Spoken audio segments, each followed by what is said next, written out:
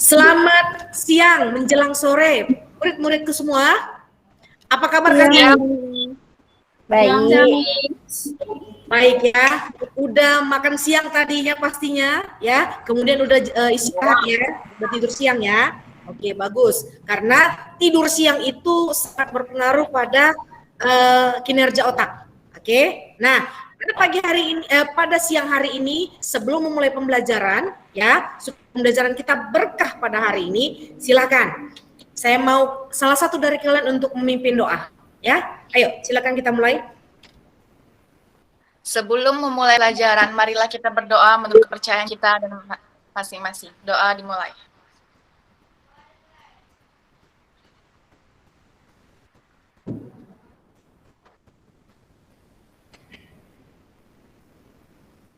Doa selesai. Oke, terima kasih. Ini kameranya mana semua ini? Halo? Halo? Oke, sudah? Nah, kita sudah berdoa. Nah, setelah kita berdoa, saya mau ngecek dulu kehadiran kalian ya. Saya cek dulu kehadirannya. Oke, kelihatannya sudah selesai, sudah hadir semua. Nah, untuk memastikan kalian bukti fisiknya ada, nah silakan kalian klik link Google Form untuk menyatakan kalian hadir pada pembelajaran saya hari ini. Ya, saya tampilkan di layar ya. Oke, udah bisa kelihatan semua? Bisa, Miss. Oke, silakan kalian absensi dulu sebagai bukti fisik sama saya. Walaupun saya sudah melihat kalian di layar, ya. Oke. Saya kasih waktu 1 menit, bisa? Bisa. Oke, silakan.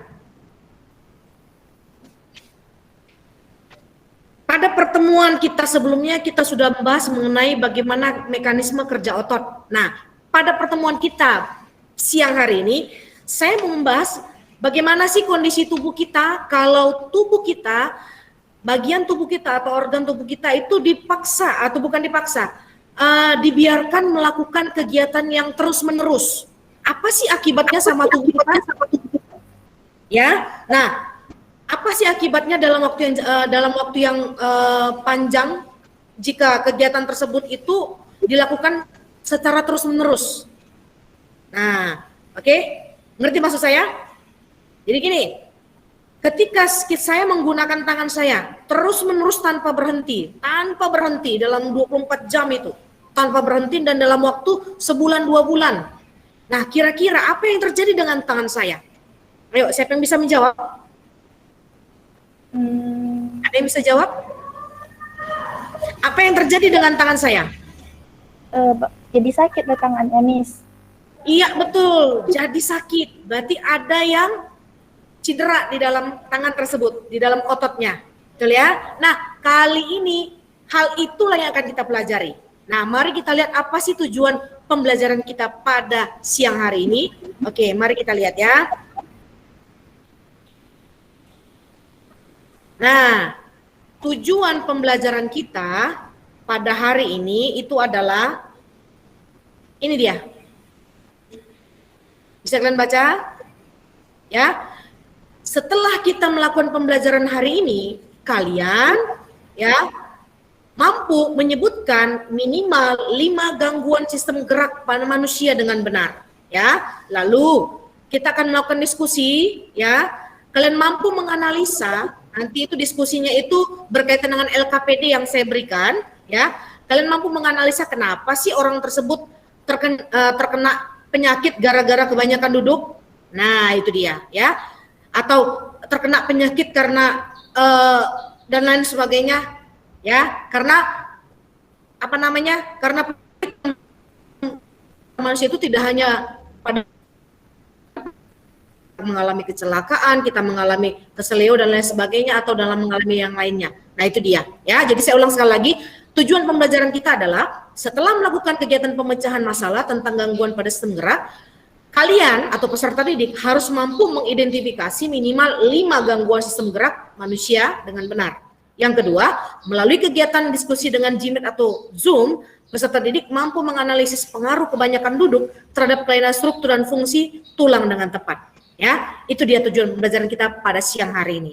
Oke, jelas ya anak-anakku ya? Terus, Miss. Gimana? Jelas? Ya, ini kameranya kemana semua ini? Halo? Hai?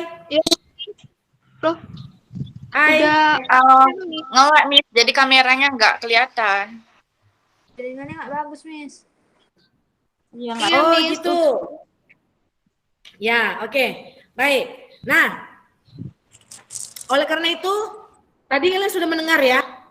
Ya, sudah mendengar apa yang saya jelaskan ya. Nah, sekarang kalian untuk memasuki pembelajaran kita, saya mau ngadakan game dulu nih, ya.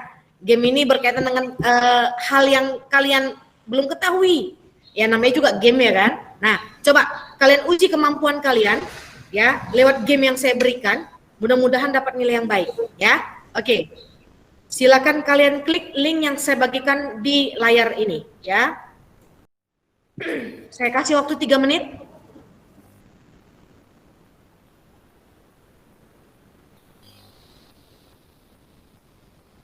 Sudah?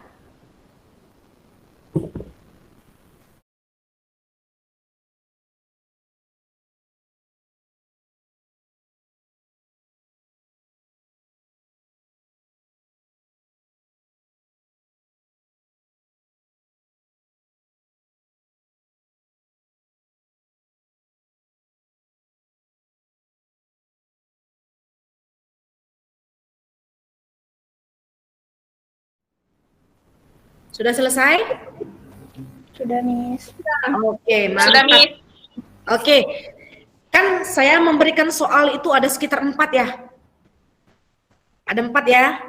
Ya. Oke, siapa di sini yang benar semua? Ada? Adakah yang benar semua? Salah satu. Udah, Miss. Oke, mantap. Salah 2. Saya, Miss. Iya, kita. Saya. Oke, berarti ada 4 orang ya. Salah 3. Sudah dengar? Salah 3 ada? Salah 4. Lah, jadi Mutia dan Afrilia salah berapa nih? Salah 2. Afrilia salah berapa? Gak denger tadi. Oh, nggak dengar. Suara saya nggak kedengaran. Jaringan. Sinyalnya, Miss. Oh, ya. Mutia salah 2. Oke, Afrilia Iya, salah 2.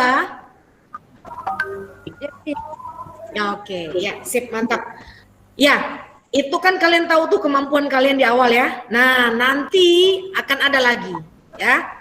Mudah-mudahan yang terakhir itu baik, ya. Oke, nah, kita lanjutkan. Ya, gimana? Bisa kita lanjutkan? Bisa. Oke, nah, kalau kita kan sudah punya Google Classroom tuh, ya kan? Kita sudah punya Google Classroom. Nah, coba kalian download dulu LKPD yang saya berikan di Google Classroom kalian. Sudah? Sudah ya? Oke. Nah, ketika kalian mendownload LKPD, lalu kalian lihat di dalamnya, di situ ada artikel, ya kan? Nah, di artikel tersebut ada beberapa hal, ya. Nah, sama seperti yang kemarin-kemarin, ya. Nah, artikel ini kalian apain? Kalian baca dulu. Setelah kalian baca, kalian ngapain di situ? Perintahnya hipotesis, ya, buat hipotesis. Jelas ya? Nah, mana sih Bu artikelnya? Ini di artikelnya. Nah, ini judul artikelnya, Cervical Syndrome, penyakit karyawan akibat banyak duduk. Oke. Nah, ini dia. Nah, yang pasti sudah kalian baca kan? Karena sudah kalian download kan? Nah, oke. Lalu ketika kalian nanti sudah membaca, sudah kalian cermati, kalian kan sudah saya bagi dalam kelompok tuh. Saya sudah bagi dalam kelompok ya. Nah, silakan kalian membagi diri dalam kelompok kalian. Ya. Lalu silakan kalian hipotesis dulu, cari rumusan atau hipotesis dari artikel tersebut, lalu kalian jawab pertanyaan. Atau kalian ikuti petunjuk dari LKPD tersebut. Jelas? Ada pertanyaan? Ada pertanyaan? Oke. Kalau nggak ada pertanyaan, silahkan saya kasih waktu sekitar berapa menit? 20 menit cukup? Cukup. Cukup. Oke, silakan. Silakan kalian kerjasama. Ya. Jangan lupa ketua kelompok koordinasikan di grup WA-nya ya masing-masing ya. Oke, silakan.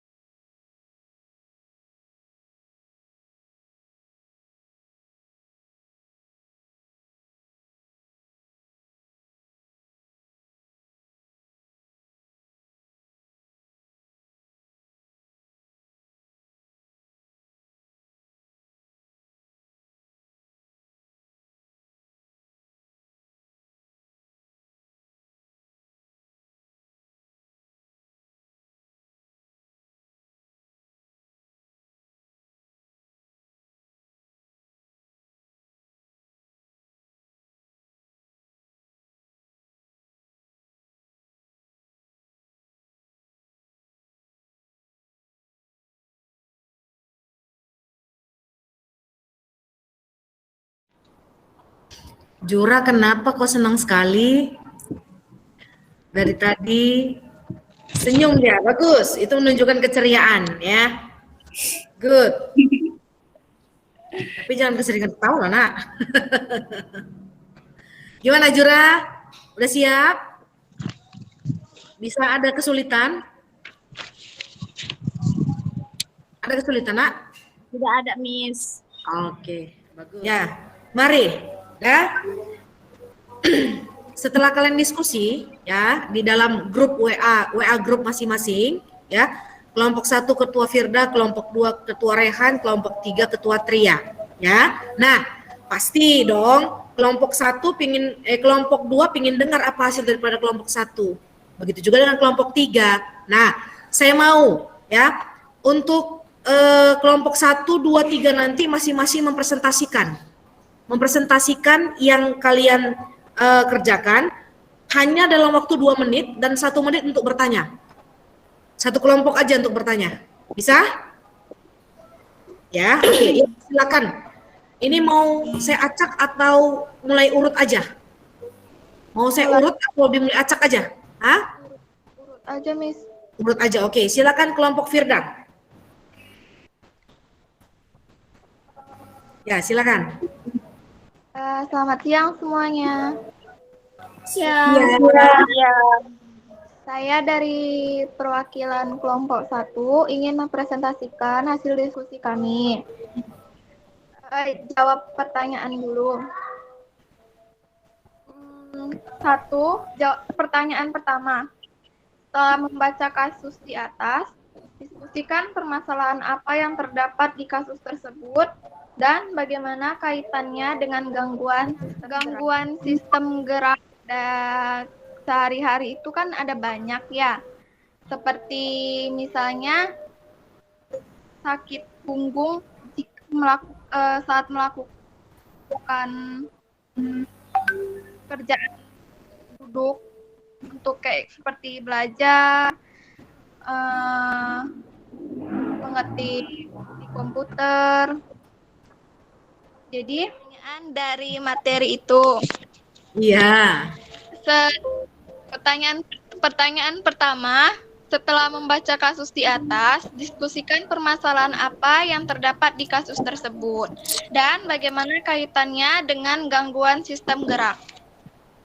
Permasalahan yang terjadi pada kasus tersebut adalah masalah kebanyakan duduk yang tak diimbangi dengan peregangan, maka akan menyebabkan sejumlah masalah kesehatan. Nah, apa sih kaitannya dengan gangguan sistem gerak? Banyaknya pekerjaan memaksa karyawan-karyawan untuk duduk lebih dari sepertiga hari atau kurang lebih dari 12 jam. Bisa berkaitan dengan gangguan sistem gerak karena hal ini dapat menimbulkannya gangguan pada tulang belakang. Apa itu cervical syndrome? Cervical syndrome adalah serangkaian gerak yang disebabkan oleh adanya perubahan pada tulang belakang dan jaringan lunak yang mengelilingi sehingga menekan saraf tulang belakang dan menimbulkannya rasa nyeri. Apa gejala cervical syndrome? Gejala utama dari cervical syndrome adalah nyeri di bagian belakang tubuh, dari leher belakang, pundak, hingga ke punggung. Nah, gejala lainnya itu seperti telinga berdengung, sakit kepala, dan penglihatan buram. Bagaimana sih cara mengobatinya? Cara mengobati, kita bisa dapat mengobati cervical syndrome itu dengan mengkonsumsi obat pengendali rasa nyeri dan anti radang. Atau juga bisa dilakukan pengobatan konservatif dengan terapi fisik. Bagaimana cara pencegahannya? Untuk mencegah cervical syndrome, kita bisa memperbaiki postur tubuh ketika duduk di depan komputer. Kedua, sebutkan 5 gangguan pada sistem gerak. Gangguan sistem gerak itu ada 5, yaitu gangguan mekanik, fisiologis, tulang belakang, persendian atau peradangan, dan infeksi sendi. Dari pertanyaan tersebut, kita bisa menyimpulkan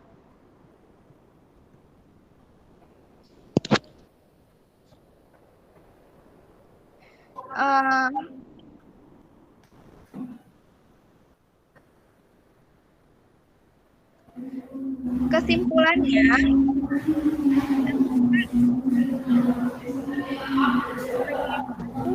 keadaan yang disebabkan oleh iritasi, kondisi tidak normal yang diakibatkan dari penekanan akar-akar saraf spinal pada daerah leher. Dengan adanya pemeriksaan fisioterapi yang teliti, maka seseorang dapat mengetahui penyebab dari cervical syndrome tersebut, sehingga fisioterapi dapat melakukan intervensi pada kasus tersebut dengan tepat. Pemberian tindakan fisioterapi menggunakan MWD TENS. Nah, saran untuk mencapai kondisi pemulihan pasien adalah kesadaran tentang pentingnya kesehatan dan lingkungan kerja yang baik. Untuk mencegah terjadinya nyeri tengkuk, ada beberapa nasihat yang bermanfaat, seperti sikap tubuh yang baik di mana tubuh tegak, dada terangkat, bahu santai, dagu masuk, leher merasa kuat, longgar, dan santai. Baiklah, demikian presentasi saya. Lebih dan kurang saya minta maaf. Bila ada yang bertanya, silakan. Oke, terima kasih Firda. Nah, ada yang mau bertanya? Kelompok 2, kelompok 3? Satu aja? Baik, kita kasih tepuk tangan dulu buat Firda. Kelompok Firda, kelompok 1. Oke, mari kita lanjut kepada kelompok 2. Ya, kelompok 2. Ayo kelompok 2 silakan. Kelompok Rehan itu silakan. Selamat sore teman-teman. Sore.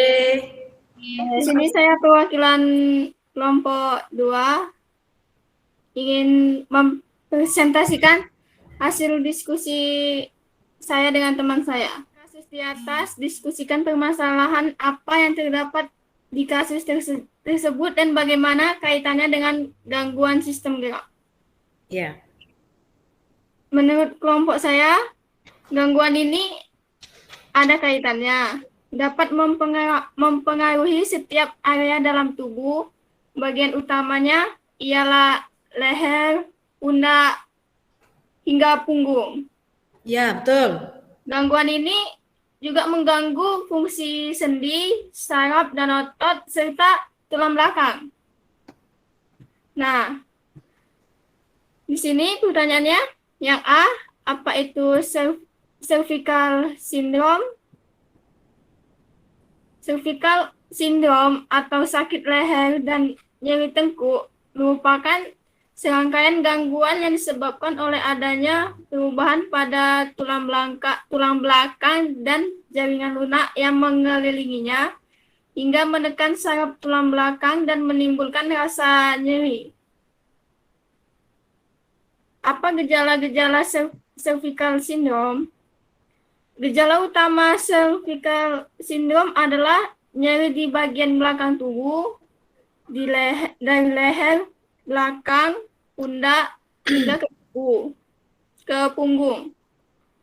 Rasa nyeri inilah yang akhirnya akan meningkatkan ketegangan otot di bagian belakang leher, membatasi gerak leher, serta menyebabkan gangguan seperti telinga berdengung, sakit kepala, dan penglihatan kabel nih, seperti saya nih. Lanjut. Bagaimana cara mengobatinya? Kebanyakan setiap orang diobati dengan mengkonsumsi obat pengendali rasa nyeri dan anti radang. Selain itu, bisa dilakukan dengan pengobatan konservatif dengan terapi fisik, Jika tidak ada cara lain atau tidak ada perkembangannya, maka pilihan terakhir adalah operasi kan 5 gangguan pada sistem gerak. Nah, gangguan kelainan dan gangguan pada tulang itu ada retak tulang atau fisura, patah tulang atau fraktura, polio, sipilis, layu sendi. Kelainan pada tulang belakang itu ada skilosis, kifosis, lordosis, subluxasi, osteoporosis, nekrosa, osteomalacia, rachitis, mikrosefalus, TBC tulang. Selanjutnya, kelainan dan gangguan pada sendi ada 2, reumatik, radang sendi. Nah, radang sendi ini ada dibagi menjadi ada artritis eksudatif, artritis Zika, osteoartritis, goutartritis, memar dislokasi urai sendi, kesleo atau terkilir, ankylosis. Dan yang terakhir, kelainan dan gangguan pada otot. Ada atrofi, hipertrofi, tetanus, kaku leher, miasthenia gravis, hernia abdominalis, dan juga kram atau kejang otot. Nah, kesimpulannya,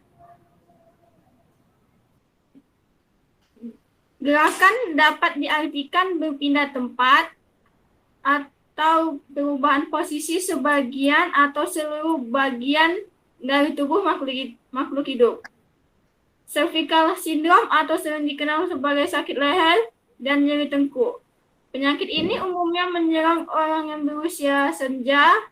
Lebih dari 85% pasien sindrom adalah mereka yang berusia di atas 60 tahun.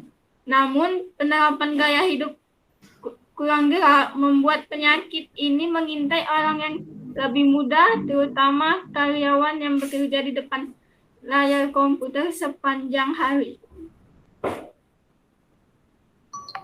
Dan itulah hasil dari diskusi saya dengan teman saya. Jika ada kesalahan atau ada kekurangan, mohon maaf. Sekian dan terima kasih.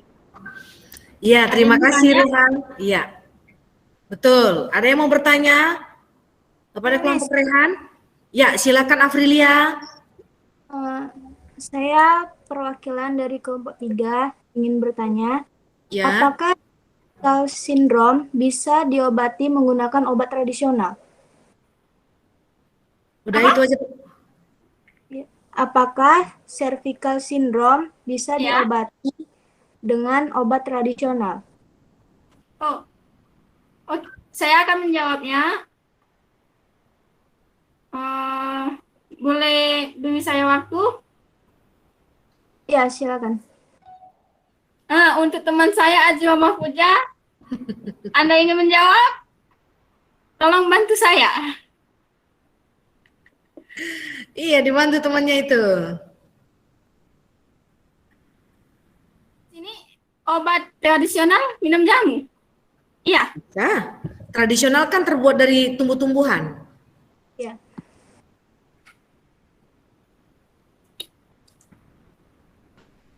Yang dimaksud tradisional itu maksudnya nggak perlu ke dokter atau apa? Iya. Betul sekali Mutia.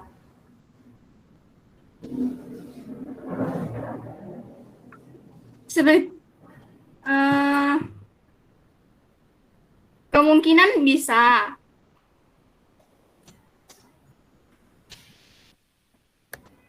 Obat penghilang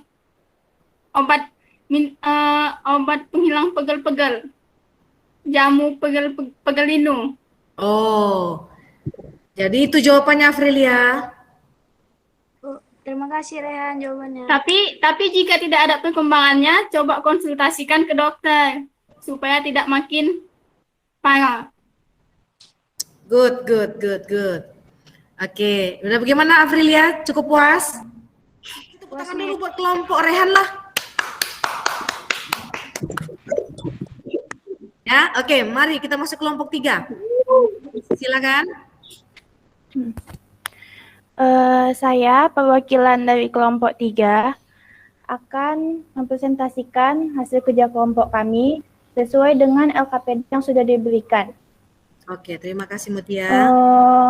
Saya akan mulai dengan hipotesis. Ya. Hipotesisnya, kasus tersebut merupakan kasus yang disebabkan masalah tulang belakang. Pengujian hipotesisnya dari informasi internet dan materi di buku, kami mendapatkan informasi bahwa kasus tersebut memang berkaitan dengan masalah tulang belakang hingga menimbulkan gangguan pada gerak tubuh. Kan kami bilang tadi dari internet, jadi sumbernya kami dapat dari artikel Halodoc. Oke, bagus. Akan saya lanjutkan ke pertanyaannya. Pertanyaan yang pertama, setelah membaca kasus, apa itu vertical syndrome?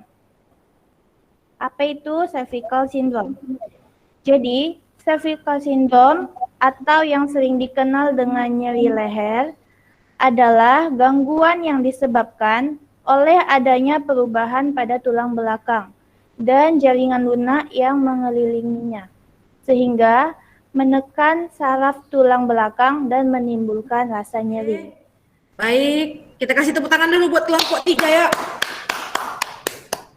Oke, kira-kira ada yang mau bertanya dari presentasi dari kelompok 3? Apa kabar? Semoga semua dalam kondisi sehat. Jika pun ada yang sakit, semoga segera diberi kesembuhan ya. Nah, kali ini saya akan coba jelaskan mengapa saya bisa mengalami cacat fisik setelah trauma fisik di tahun 2008 ya. Itu kecelakaan fisik. Dan video ini adalah update dari video sebelumnya yang sudah pernah saya buat beberapa tahun yang lalu. Karena saya menjalani operasi lanjutan di bulan Agustus 2020 yang lalu. Nah, video ini saya buat juga sebagai literasi ya.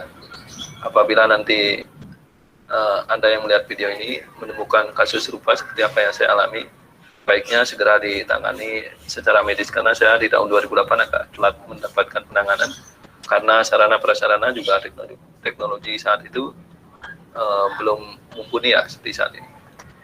Nah, ini saya tampilkan struktur anatomi tubuh manusia pria dewasa ya. Ketika tahun 2008 saya mengalami trauma fisik, itu ada beberapa trauma ya. Pertama itu di bagian frontal atau bagian dahi. Saya mengalami fraktur frontalis atau pecah di bagian dahi ya. Semoga gambarnya terlihat jelas ya, karena ini resolusinya juga agak rendah karena saya screen recorder. Nah, saya mengalami fraktur atau pecah di bagian dahi di area ini ya, di bagian kanan atas. Itu diameternya sekitar 4 cm.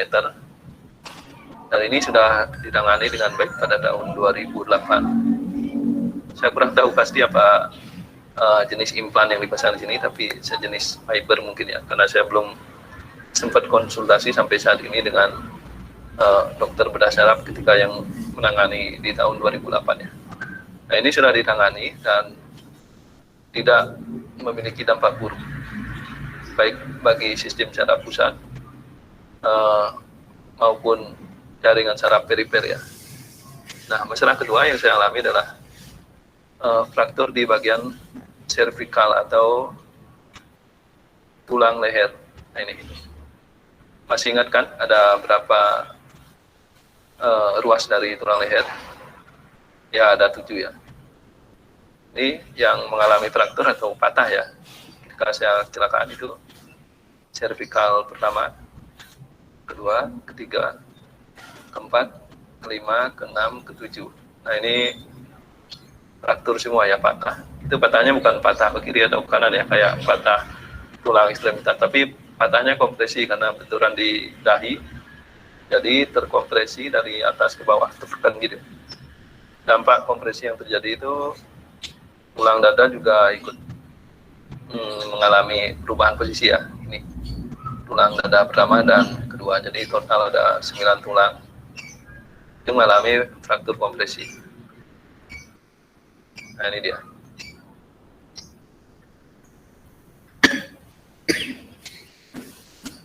Karena fraktur kompresi ini mengakibatkan anatomi servikal ini menjadi tidak beraturan ya. Sebentar saya tunjukkan. Nah, ini ketika difoto dari samping ya leher saya. Ini lehernya agak bengkok ya. Bengkoknya seperti leher angsa ya. Padahal secara anatomi yaitu lebih lurus seperti ini seharusnya ya. Nah. Oke. Udah kalian saksikan itu? Ya. Udah ya? Oke. Nah, itu adalah contoh kedua setelah yang kalian bahas tadi, yang kita bahas tadi, ya mengenai cervical syndrome. Leher juga, tapi kalau Bapak ini tadi itu dia mengalami patah tulang pada bagian leher karena kecelakaan, yang akhirnya lehernya mengalami bengkok ke arah belakang, betul ya? Nah, oke. Menurut kalian, ya, apa sih kira-kira penyebab kenapa seseorang tersebut itu bisa mengalami yang namanya patah tulang tersebut, atau mengalami yang namanya kerusakan pada bagian organ tersebut? Karena dia pernah mengalami yang namanya pada waktu kecil dia mungkin tidak dapat vaksin seperti vaksin polio dan lain sebagainya, ya. Nah, kali ini ya, tadi kan udah 2 contoh nih daripada gangguan yang menyerang pada sistem gerak kita. Nah, ini ada beberapa contoh berikutnya, yaitu ada fraktura. Fraktura itu adalah patah tulang adalah akibat retak pada tulang yang disertai dengan cedera pada jaringan sekitarnya. Coba kalian perhatikan, ini retak pada cuma setengah, ini hampir mematahkan tulangnya, dan akhirnya tulang tersebut dia terpatah total pada bagian sebelah kanan. Ini yang dikenal dengan nama fraktura, ya. Nah, berikutnya ada yang namanya rakitis. Apa itu rakitis? Rakitis itu adalah penyakit pelunakan tulang pada anak-anak yang berpotensi menyebabkan tulang dan kelainan bentuk, ya. Ada berbentuk huruf O, ada yang berbentuk huruf X. Nah, berikutnya ada skoliosis. Apa itu? Tadi udah dibahas sama kelompok Mutia kalau nggak salah, ya. Skoliosis itu adalah bentuk tulang belakang yang berbentuk huruf S. Ya, coba kalian perhatikan. Sebenarnya nggak boleh seperti ini nggak normal namanya, ya. Kemudian ada yang dikenal dengan nama lordosis. Dia kondisinya membengkok ke arah depan. Jadi seakan-akan dia membungkuk begitu, ya. Nah, dan yang terakhir adalah kifosis. Ya, dia seperti menantang dia jalannya, ya, membengkok ke arah depan. Dan lordosis dan kifosis itu hati-hati, itu ada persamaan sedikit, ya. Kalau salah melihat gambar dia akan salah untuk mengisi jawaban maksud saya. Nah, ini adalah beberapa penyakit yang berkaitan dengan sistem gerak, terutama berkaitan dengan tulang tadi. Nah, ada nggak yang berkaitan dengan otot? Ada, ya. Tadi kelompoknya si Mutia, ya, kelompoknya si Mutia ada Mutia atau Firda, saya agak lupa. Ada menyebutkan tetanus ya kalau nggak salah. Betul ya, tetanus ya? Iya, tetanus salah satunya adalah penyakit yang disebabkan oleh adanya bakteri yang menyerang jaringan otot. Ya, itu dia. Sehingga mengakibatkan kalau tidak ditangani dengan tepat akan menghasilkan yang namanya nanah. Ya. Nanah itu adalah bentuk pertahanan diri dari tubuh kita terhadap terhadap bakteri yang berada pada luka tersebut. Ya, ada lagi yang lain? Ada ya? Yang berkaitan dengan otot banyak sekali, Bu. Ada kram otot lagi. Apa lagi berkaitan dengan otot? Kalau kalian naik tangga bagaimana? Kalau kalian naik tangga terlalu sering, apa yang terjadi pada waktu malam hari? Betul, itu salah satunya. Itu menunjukkan, naik betis itu menunjukkan, ya, otot kita terlalu sering dilatih. Makanya sebenarnya bukan kesalahan kita, kesalahan aktivitas kita sebenarnya yang terlalu sering dilatih. Ya, itu dia. Makanya pada waktu, jadi saran saya, kita kan punya kelas ada 4 lantai ya. Jadi terutama buat kalian yang anak-anak SMA yang harus naik pada ke lantai 3, kalau bisa begitu pulang dari sekolah, silahkan kakinya diluruskan atau naikkan ke atas tembok. Ya, itu nggak usah lama-lama, 15-20 menit. Itu mengurangi yang namanya ketegangan pada otot. Jelas ya? Nah, itulah dia. Oke. Nah, demikianlah pembelajaran kita pada sore hari ini. Ini udah sore ini ya. Tadi agak menuju sore, ini sudah sore ya. Oke. Nah, jadi tadi per kelompok juga sudah memberi kesimpulan, ya, sudah memberikan kesimpulan dari pembelajaran kita. Nah, oleh karena itu saya akan menutup pembelajaran kita, ya. Sebelum saya tutup pembelajaran kita, ya, saya ada memberikan satu tugas lagi sama kalian. Kalau minggu lalu saya kasih tugas ada 5 soal, ya, yang kalian kerjakan di buku latihan. Nah, kali ini tugasnya beda. Kali ini tugasnya adalah kalian buat clipping. Kalian cari teknologi yang berkaitan dalam pengobatan yang berkaitan dengan penyakit yang menyerang pada sistem gerak. Baik dia penyakit yang menyerang pada sistem tulang ataupun pada otot. Contohnya misal tadi, fraktura. Bagaimana cara menyembuhkan fraktura atau mengobati fraktura? Oh, dengan cara pemasangan pen. Kalian cari, apa itu pen dan lain sebagainya. Atau tadi tetanus, bagaimana cara untuk mencegah tetanus? Nah, itu seperti itu. Ya, oke. Nah, kalian cari paling banyak berapa? Paling banyak 5. Gak usah banyak, gak usah terlalu banyak. 5 aja cukup. Lalu kalian clipping, kalian kumpulkan minggu depan. Jelas ya? Oke? Oke, ada pertanyaan? Sebelum kita selesai? Ada pertanyaan?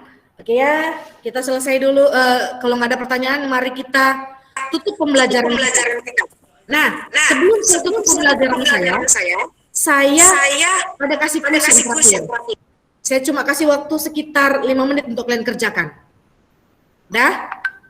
Oke, silakan kalian kerjakan.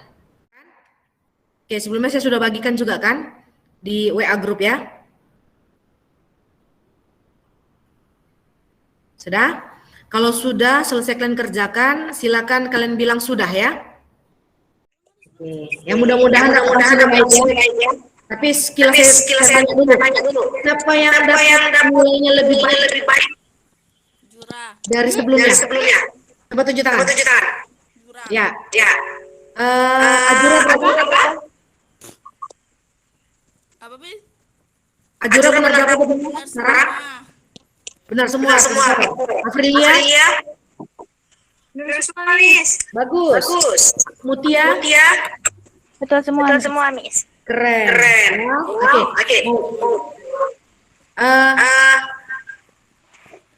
Masih kelihatan lagi saya?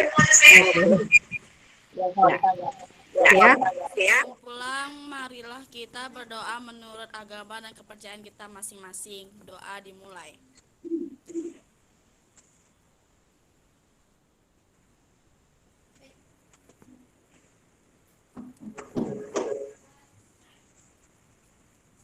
Doa selesai.